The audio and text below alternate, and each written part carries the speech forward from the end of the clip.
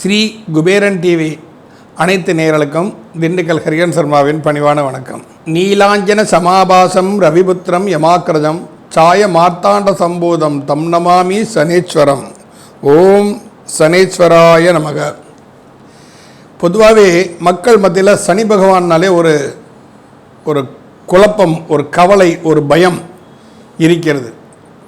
2.5 வருடத்திற்கு ஒரு முறை அவர் 7.5 நாடு சனி, அர்த்தாஷ்டம சனி, அஷ்டமத்து சனி, கண்டச்சனி, ஜென்மச்சனி என்று பல வகைகளில் சனி பகவான் தன்னுடைய கர்மவினைக்கு ஏற்ப பலன்களை தருகிறார்.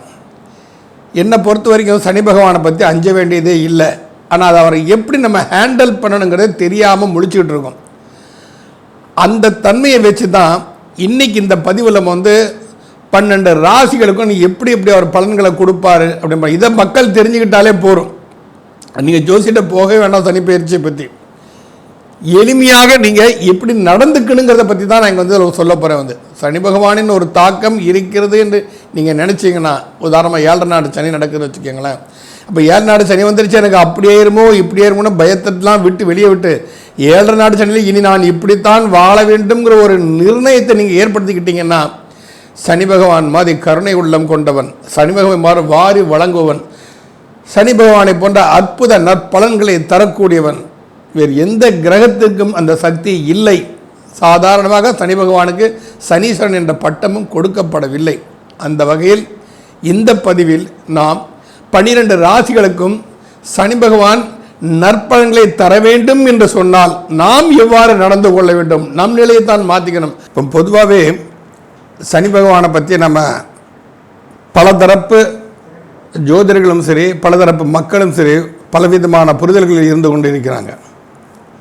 இதில் இப்போ சனி பகவான் தற்போது மீனராசியில் சஞ்சரிச்சிட்டு இருக்கிறாரு.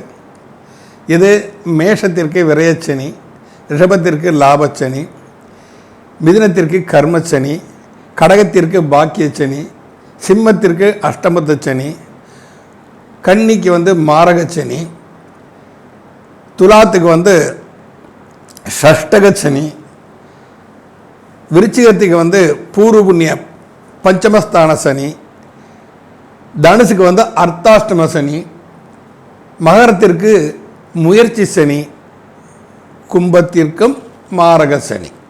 இந்த தன்மையில் தான் இது ஒரு பொதுவான ஒரு அடிப்படை விதிகள் தான். இந்த அடிப்படை விதிகளில் சனி பகவானை பற்றி சொல்ல வேண்டாம்னா அவரோட ஒரே சிம்பிள் கான்செப்ட். ஏன்னா சனி பகவானுக்கு நீதிமான், தர்மவான்னு பேருண்டு. அப்போ என்ன, தர்ம நீதி தவறாமல் ஒருவன் நடந்து கொண்டால் சனி பகவானை பற்றி நாம் அஞ்ச வேண்டிய அவசியமே இல்லை. ஏன்னா பல பேருக்கு நம்ம பார்த்துருக்கோம், 7 நாடு சனி தான் கல்யாணமே நடக்குது. அப்போ 7 நாடு சனி கல்யாணம் நடக்குது. இப்போ நிறைய பேர் பார்த்துருக்க என்ன இன்னைக்கு சனிக்கிழமை குழந்தை பிறந்திருக்கிறான்னு, என்ன உண்மையிலே அவன் கர்மத்தை தீர்க்க பிறந்திருக்கிறான்னு தான் அர்த்தம். அதை எடுத்துக்கணும். நாம் நடந்து கொள்ளும் வினைதான் நமக்கு வருகிறது. இப்போ நாம் கோதுமையை விதைச்சிட்டு நெல் விளையலைன்னா கண்டிப்பாக நெல் விளையாது, கோதுமை தான் விளையும். அது மாதிரி நாம் தவறு செஞ்சால் அந்த தவறுக்கு உண்டான தண்டனை நமக்கு கண்டிப்பாக உண்டு. அதை தருபவன் சனி பகவான் தன்னுடைய ஜென்மச்சனி, அஷ்டமச்சனி, அர்த்தாஷ்டமச்சனி, கண்டச்சனி, மாரகச்சனி, 7 நாடு சனி, சனி திசை, இது எல்லாமே நம்ம சொல்லலாம். இப்போ 19 வருஷம் சனி திசை நடக்கிற இந்த 19 வருஷம் பாதிக்கப்படுவானான்னு கேட்டால் கண்டிப்பாக பாதிக்கப்பட மாட்டான். இதிலிருந்து நாம் எவ்வாறு வெளிப்படுவது, நம்மை நாம் எவ்வாறு காத்து கொள்வது, இதற்கு என்ன ரெமெடி? ஏன்னா தப்புனா தண்டனை ஒன்று தான் தீர்வுன்னு அந்த உலகமே இயங்காது. தப்புக்கு தண்டனை ஒன்று தான் தீர்வுன்னு நினைக்கக்கூடாது. மன்னிப்பும் உண்டு. நாம் செய்யக்கூடிய நம் மனநிலையை மாற்றுவதற்கு ஏற்ப இப்படி நாம் செஞ்சிட்டோம் அப்படின்னு சொன்னால் நிச்சயமாக சனி பகவானை பற்றி நாம் அஞ்ச வேண்டிய அவசியம் இல்லை. அதை பற்றி ஒரு தனிப்பட்ட பதிவாகத்தான் இந்த பதிவில் உங்களுடன் பகிர்ந்து கொள்ள வந்திருக்கிறேன்.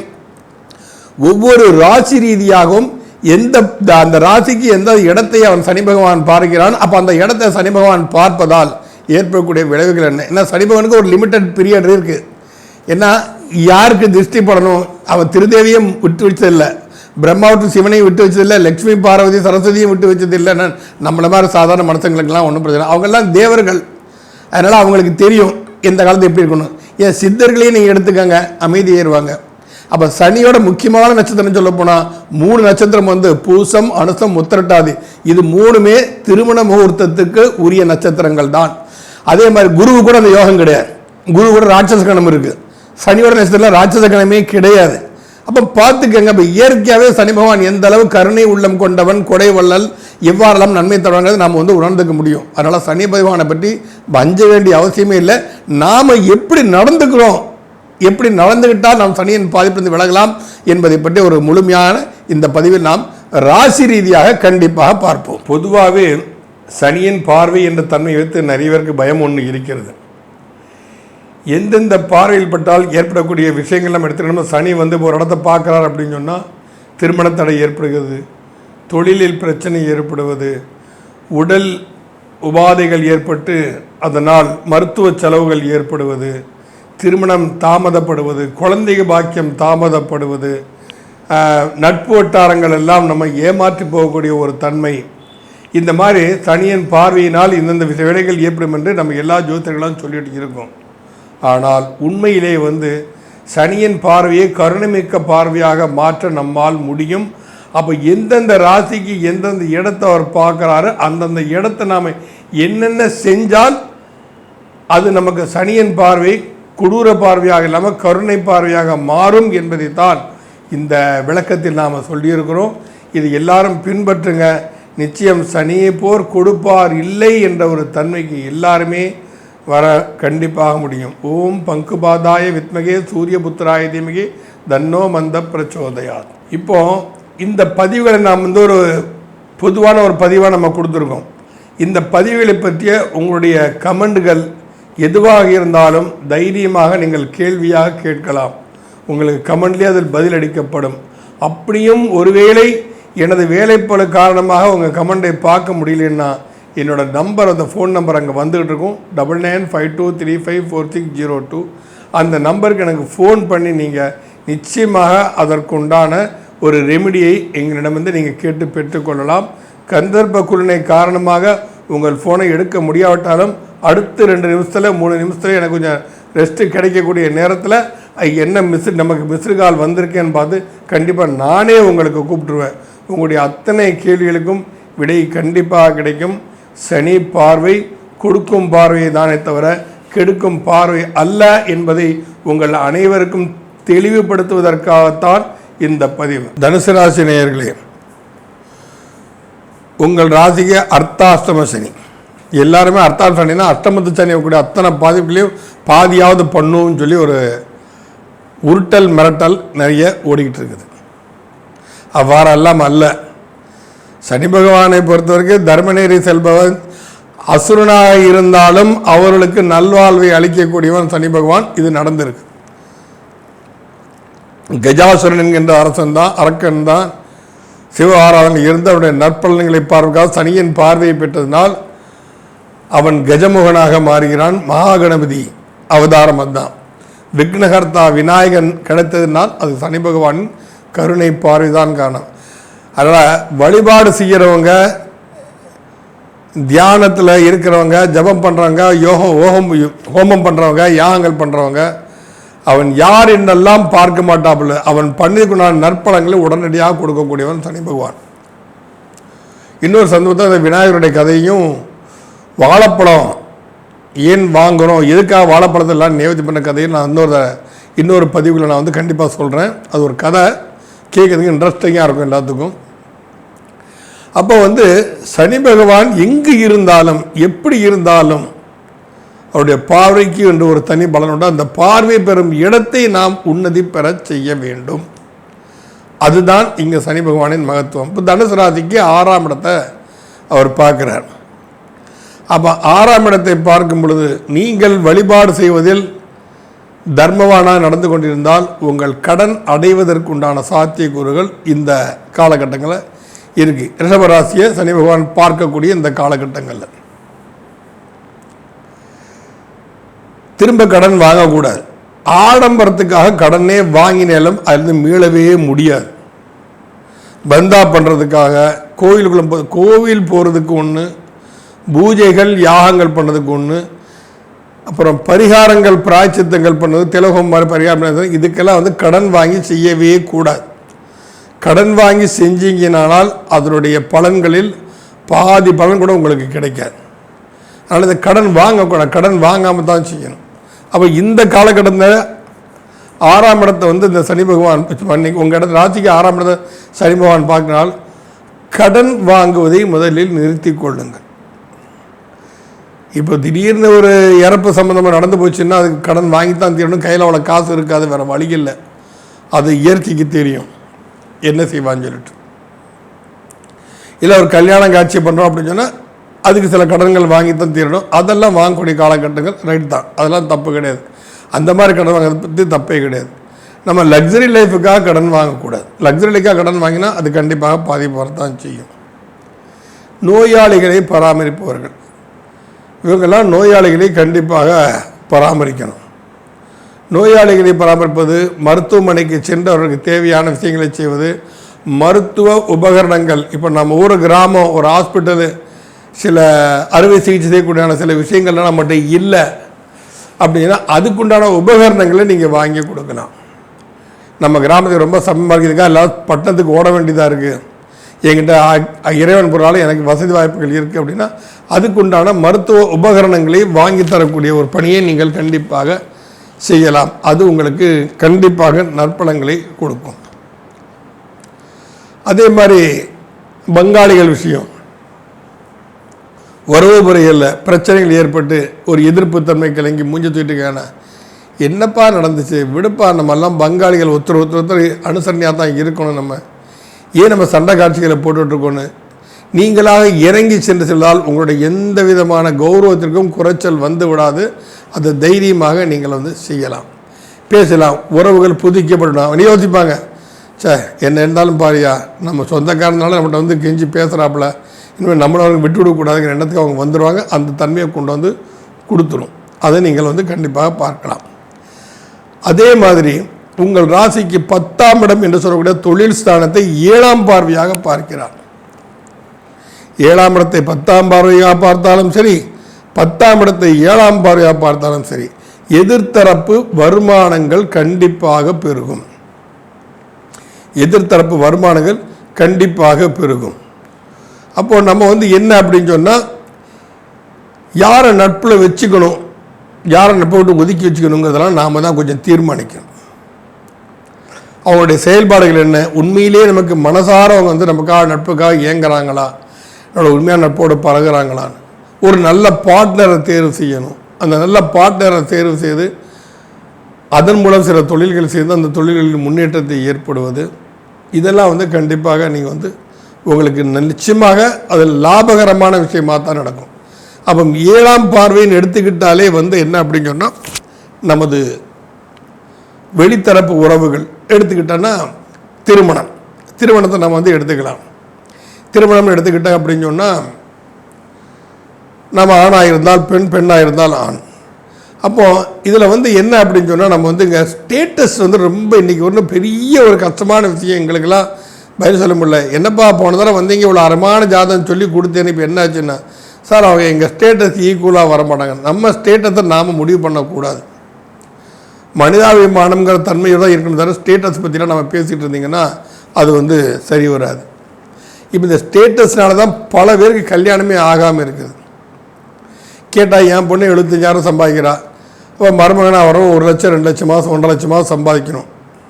இதெல்லாம் நாம் முடிவு பண்ணக்கூடாது. நாம் முயற்சி பண்ணால் எல்லா முயற்சியும் நமக்கு வெற்றியாக எல்லாருக்கும் அமைஞ்சிடாது. முயற்சி பண்ணுற பூரா வெற்றியாக இருந்தால் இன்றைக்கி வந்து கீழ்மேடு ஏதாவது மற்ற உதவிகரமான தொழில் செய்வதற்கு ஆட்கள் யாருமே இருக்க மாட்டாங்க. இந்த ஒரு ஏற்றத்தாழ்வுக்கு இருக்கத்தான் செய்யும். பணக்காரன் ஒருத்தர் இருந்தால் வேலை செய்ய ஏழைக்காரன் ஒருத்தர் வேணும். ஏழைகளத்தை வேலைக்காரன் செய்து வேலை செய்திக்கலைன்னா எப்படி பணக்காரன் அப்படியே கோடி சொன்னால் நம்ம முதலாளி எப்படி சொல்லிக்க முடியாது. அப்போது மற்றவரின் உழைப்பினால் தான் நாம் முன்னேறோங்கிற எண்ணம் ஒவ்வொரு தொழிலதிபர்களுக்கும் கண்டிப்பாக இருக்கணும். தொழிலாளர்கள் உழைக்கிறாங்க, நாம் முன்னேற்றம். நீ பணம் போட்டதுனால முதலாளி, அவங்க உழைக்கிறதுனால அவங்களும் முதலாளிங்க. அந்த மதிப்பு கொடுத்து நாம் அவங்க நடந்து கொண்டோம்னா உங்களுக்கு தொழில் கண்டிப்பாக முன்னேற்ற வேண்டும். தனுசு ராசிக்கு ஒரு ஸ்பெஷல் பாயிண்ட் என்ன அப்படின்னா, காலபுருஷ 10ஆம் அதிபதியாக சனி பகவானும் உங்கள் தொழில் ஸ்தானத்தை பார்க்கிறார். உங்கள் ராசியையும் பார்க்கிறார். உங்கள் ராசியாதிபதி குருவும் உங்கள் ராசியை பார்க்கிறார். இதெல்லாம் இந்த குருவோட பார்வையெல்லாம் வந்து மாரல் சப்போர்ட். ஒவ்வொரு ராசிகளுக்குமே குருவோடைய பார்வை வந்து மாரல் சப்போர்ட்டாக இருக்கும். அப்போ வந்து 7ஆம் இடத்தை குரு பார்ப்பது என்பது உங்களுக்கு அது தொழில் ஸ்தானம். மன்னிக்கணும், 7ஆம் இடம் அல்ல, 7வது பார்வையாக சனி பகவான் பார்ப்பது உங்களுக்கு தொழில் ஸ்தானம். அப்போ உங்கள் தொழில் ரீதியான ஒரு முன்னேற்றங்கள் கண்டிப்பாக உங்களுக்கு ஏற்படும். அப்போ மற்ற கிரக நிலைகளை வைத்து நம்ம சுய தொழில் செய்யலாமா வேண்டாமாங்கிறத நிர்ணயிக்கணும். அதுக்கு நம்ம சில ஜோதிடர்கள், தகுதி வாய்ந்த ஜோதிடர்களை நம்ம கண்டிப்பாக அணுகணும். இதை செய்யலாமா கூடாதா? Simple question. செய்தால் பாதிப்பு வருமா, சாதகமாக இருக்குமா? பாதிப்பு இல்லாட்டாலும் பரவாயில்ல, சாதகமாக இல்லாட்டாலும் பரவாயில்ல, பாதிப்பு பத்திரம் இருந்துடக்கூடாது. ஒரு ட்ரையல் தான் பண்ணி பார்ப்போமே, தாராளமாக பண்ணி பாருங்கள். சனி பகவான் துணை புரிவார். சனி பகவானுக்கு வேண்டியது எல்லாம் என்ன? ஏழ்மை, பொறுமை, நீதி, நேர்மை, நியாயம். இந்த ரீதியாக நீங்கள் தொழில் செய்தீர்களானால் நிச்சயமாக உங்களுக்கு தொழிலில் முன்னேற்றம் கண்டிப்பாக ஏற்படும். மக்கள் தொடர்பு துறையில் சிறந்து விளங்குவீர்கள். மக்கள் தொடர்பு துறையில் சிறந்து விளங்குவீர்கள். அரசியல்வாதிகள்லாம் வந்து நம்ம தொகுதி மக்களுக்கு தேவைகளை செய்கிறது, கவுன்சிலர்கள் இருக்காங்கலாம் தேவைகளை செய்கிறது, அவங்களுக்கு வேண்டியதை வாங்கி கொடுக்கறது, அந்த எடுபடி வேலைகள் செய்யறதுக்கு, இந்த மாதிரி விஷயங்கள்லாம் நீங்கள் செஞ்சீங்கன்னா கண்டிப்பாக நிச்சயமாக தொழில் முன்னேற்றம் கண்டிப்பாக உங்களுக்கு உண்டு. ஏன்னா 10ஆம் இடத்தை வந்து 10ஆம் இடம் ஏற்கனவே காலபுருஷனுக்கு 6ஆம் இடமாக வருது. 10ஆம் இடம் அதே தொழிலுக்கு அதிபதி தான் அந்த புதன். அப்போ சனியோட பார்வையும் பெறும் பொழுது அது உங்களுக்கு அதீத முன்னேற்றத்தை கண்டிப்பாக கொடுக்கும். ராசியை குரு ராசியாதிபதி பார்க்குறான், தொழில் சார்ந்த சனி பகவான் பார்க்குறான், தொழில் காரகனே சனி. அப்படின்னால நிச்சயமாக தனுசு ராசிக்காரர்களுக்கு ஒரு தொழில் ரீதியான ஒரு மேன்மை என்பது கண்டிப்பாக இருக்கும். அடுத்தது உங்கள் ராசியை அவர் பார்க்குறார். பொதுவாகவே தனுசு ராசின்னு எடுத்துக்கிட்டால் அது காலபுருஷனுக்கு 9ஆம் இடம். நீதி நேர்மைக்காக நெருப்பு ராசியோட தர்ம திரிகோணத்தின் அதிபதி வேற. அப்போ தர்ம திரிகோணத்தின் எப்படி ஏற்கனவே உங்களுக்கு தர்மம் இருக்குது. ஏழ்மையாக இருந்தாலும் தர்ம குணத்தை விட்டு விடாமல் இது தப்பு, இதை நம்ம பண்ணக்கூடாது, இது நியாயமற்ற செயல், பாரபட்சம் இருக்கக்கூடாதுங்கிற எண்ணம் உடையவர்கள் தனுசு ராசிக்காரர்கள். தான் அழிவாங்க, ஆனால் அடுத்தவங்களுக்கு உதவுவதில் பின்வாங்கவே மாட்டாங்க. தன்னை அழித்து கொண்டு மெழுகுவர்த்தி போல் பிறருக்கு வெளிச்சம் தரக்கூடிய மெழுகுவர்த்தி மாலை வாழக்கூடியவங்க தான் தனுசு ராசிக்காரங்கள்.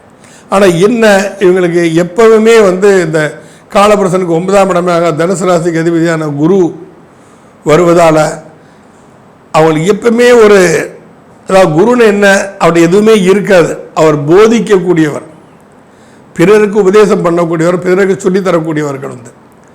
அப்போ நமக்கு நிறைய வச்சுக்க மாட்டாங்க. இந்த மாதிரி தன்மையில் உள்ளவர் தான் இந்த தனுசு ராசிக்காரர்கள். அப்போ இந்த தனுசு ராசிக்கு அதிபதியான குரு பகவான் உங்கள் ராசியை பார்ப்பது, உங்கள் தொழில் ஸ்தானத்தை சனி பகவான் பார்ப்பது ஒரு நிச்சயமாக ஒரு அதீத நற்பலன்களை தரக்கூடிய ஒரு விஷயம்தான். நீண்ட நாட்களாக எதிர்பார்த்து கொண்டிருந்த ஒரு வருமானம் கண்டிப்பாக உங்களை தேடி வரும். அது ஒரு அதீத நற்பலன்களை கண்டிப்பாக கொடுக்கும். ஆக தனுசு ராசிக்காரர்கள் வந்து நீதி நேர்மைக்கு கட்டுப்பட்டு தர்ம திரிகோணாதிபதியாக வருவதால் நீதி நேர்மை நியாயத்துக்கு கட்டுப்பட்டு மிகவும் ஒரு உன்னத நிலையை அடைவதற்கு நீங்கள் சனி பகவானை வழிபாடு கண்டிப்பாக பண்ண வேண்டும். ஒன்றுமில்லை, இந்த நீலாஞ்சன சமாபாசம் ரவிபுத்திரமியமாக்கிருதம் சாயமார்த்தாண்ட சம்பூதம் தம்னமாமி தரிச்சனங்கிற ஸ்லோகத்தை தனுசு ராசிக்காரங்கள் தினமும் சொல்லுங்கள். இல்லையா சனிக்கிழமையாவது சொல்லுங்கள். ஆஞ்சநேயர் வழிபாடு பண்ணுங்கள், ஹனுமான் சாலிசாவை படிங்கள், ஐயப்பன் வழிபாடு பண்ணுங்கள், பைரவர் வழிபாடு பண்ணுங்கள், பைரவர்களுக்கு செவ்வரளி பூவால் அர்ச்சித்து நீங்கள் பூஜை பண்ணுங்கள், பிரதோஷ வழிபாடு பண்ணுங்கள், சிவ வழிபாடு பண்ணுங்கள். தனுசு ராசிக்கு இன்றைய காலகட்டம் ஒரு அற்புதமான ஒரு காலகட்டம் தான். நிச்சயம் நல்லதே நடக்கும். நன்றி, வணக்கம். ஸ்ரீ குபேரன் டிவியை பார்த்தமைக்கு நன்றிகள். மேலும் இது போன்ற தகவல்களை தெரிந்து கொள்ள ஸ்ரீ குபேரன் டிவியை சப்ஸ்கிரைப் செய்யுங்கள். மறக்காமல் பெல் ஐக்கானை கிளிக் செய்யுங்கள்.